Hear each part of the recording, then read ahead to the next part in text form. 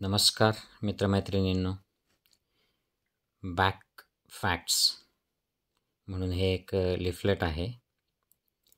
याच्यातून मी तुम्हाला काही पाठदुखीवरच्या ज्या फॅक्ट्स आहेत, काही गैरसमज आहेत लोकांमध्ये, इवन मेडिकल कम्युनिटीमध्ये, त्याच्याबद्दल थोडक्यात मी सांगणार आहे. तर हे बऱ्याच प्रसिद्ध लोकांनी हे लिफलेट काढलेलं आहे जगातले. त्यांनी पहिलं जे पाठदुखीविषयी जे पहिलं लोकांमध्ये समज असतो, गैरसमज असतो, persistent back pain can be scary but it is rarely dangerous. आपली पाठ दुखते, खूप दुखते म्हणजे काहीतरी डेंजरस चाललं आहे, हे फार रेअर असतं. Danger cause more common is that it is not a dangerous cause. Getting older is not a cause of back pain. Okay, म्हणजे म्हातारे झाले आहेत, वय वाढतं आहे म्हणजे पाठ दुखली पाहिजे, हे खरं नाही. बऱ्याचदा ते आता वय वाढलं म्हणून पाठ दुखते वगैरे वगैरे, पण वाढत्या वयात जरी पाठ दुखत असली तरी त्याच्यावर काही ना काही गोष्टी आपल्याला करता येतात. फक्त ओल्ड एज म्हणून त्याच्याकडे दुर्लक्ष करून चालता येत नाही. Persistent back pain is rarely associated with serious tissue damage. आता हा पहिल्या मुद्द्यासारखाच आहे, परंतु डेंजरस म्हणजे धोकादायक होतं का, तर रेअरली होतं. आता याच्यामध्ये टिश्यू डॅमेज जो आहे, काही वेळेला पाठ ज्याची दुखते त्याला असं वाटतं की माझं काहीतरी मध्ये डॅमेज होतो आहे, मी एकतर नर्व डॅमेज करतो आहे किंवा माझे व्हर्टिब्रा जे आहेत स्पाईनचे, पाठीचा कणा, तो डॅमेज होतो आहे किंवा काही टिश्यू डॅमेज होते माझ्या पाठदुखीमुळे, आणि दुखणं वाढलं की डॅमेज वाढतो, असं भरपूर पेशंट्सच्या मनामध्ये एक भीती असते, तर ती खरी नाही.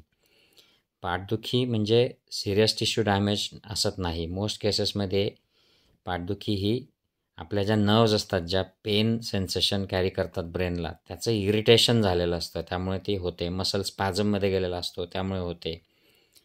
जनरली सिरियस टिश्यू डॅमेज वगैरे काही नसतं त्याच्यामध्ये जनरली. आता स्कॅन्स, ते MRI स्कॅन बिंदास करतात भरपूर लोकांचे, पेशंट्सचे डॉक्टर लोक, आणि scans rarely show the cause of back pain. म्हणजे पाठ का दुखते, आता मी क्रोनिक पेन कन्सल्टंट आहे आणि आम्ही हे इथे देखील बघतो, एवढा मोठ्या प्रमाणावर नाही बघत, भारतात ते खूपच चालतं. खूपच कमी लोकांमध्ये ॲक्च्युली MRI स्कॅनवर असं डिटेक्ट होतं की अच्छा, हे तुझ्या पाठीचं दुखण्याचं कारण आहे. बाकीच्या मॅक्सिमम केसेस, मोस्ट केसेसमध्ये पाठदुखीचं कारण MRI स्कॅनवर सापडत नाही, unless there is a neurological involvement. काहीतरी नर्व कॉम्प्रेस झाली आहे तर, किंवा काही फ्रॅक्चर झाला आहे, मग त्याच्यामध्ये हिस्ट्री असते ट्रॉमाची, किंवा ओल्ड एजमध्ये काही ऑस्टिओपोरोसिस, विकनेस ऑफ बोन असतं, त्याच्यामध्ये ते वेगळे कारणं असतात. अदरवाईज स्कॅन्समध्ये पाठदुखीचं कारण रेअरली सापडतं. त्याच्यामुळे scans are in general useless to find out the reason for back pain. Pain with exercise and movement doesn't mean you are doing harm.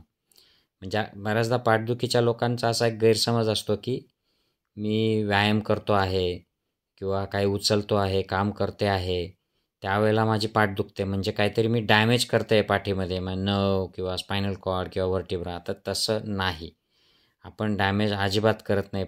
मुवमेंट्सला किंवा काम करताना पाठ दुखते म्हणजे तुम्ही डॅमेज करत आहात टिश्यू, असा अजिबात नाही.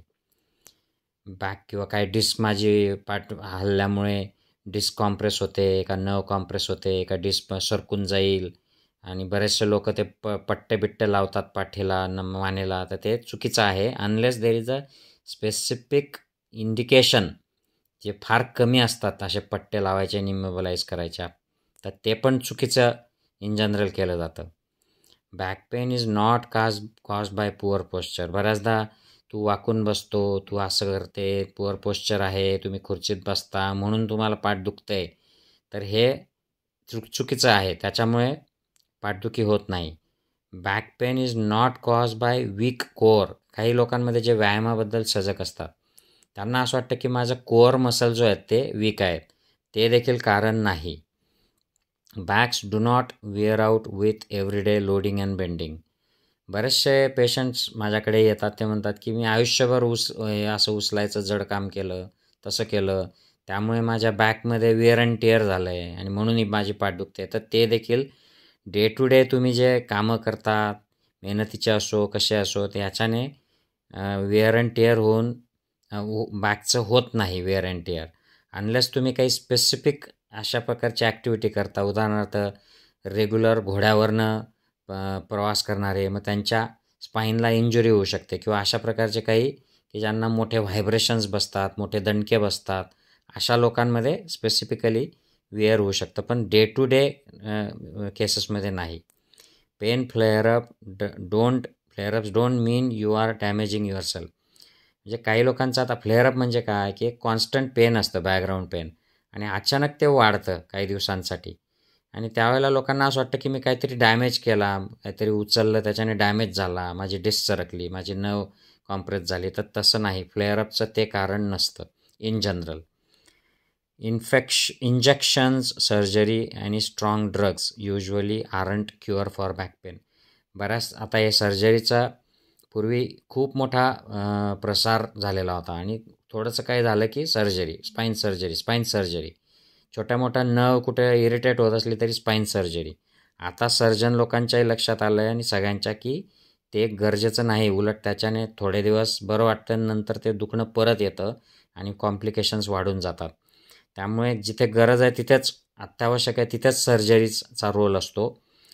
स्ट्रॉंग मेडिकेशन्स देखील आवश्यक असेल तरच शॉर्ट ड्युरेशनसाठीच त्याचा रोल आहे. लाँग टर्म स्ट्रॉंग मेडिकेशनचे साईड इफेक्ट्स होतात आणि त्याचा फारसा उपयोग क्रोनिक बॅक पेनमध्ये नसतो. काही इंजेक्शन्स आम्ही करतो, त्यांचा देखील लिमिटेड रोल असतो. सारखे दर काही महिन्यांनी येऊन इंजेक्शन पेशंटला बॅक पेनसाठी देणं हे देखील बरोबर नाही. हे काही क्युअर नसतं, त्याला होलिस्टिक अप्रोच लागतो, एक्सपर्ट केअर लागते. MRIs करून आणि इंजेक्शन्स देऊन आणि सर्जरीज करून अशा प्रकारच्या जनरली ज्या बॅकेक्स असतात त्याच्यामध्ये फारसा त्याचा रोल नसतो. तर आय होप की दिस मेक्स सेन्स टू यू. अजून काही याच्याबद्दलचे जे पुढचे काही गोष्टी असतील त्या मी वेळ मिळेल तशा तुम्हाला सांगेन. Take care, bye bye.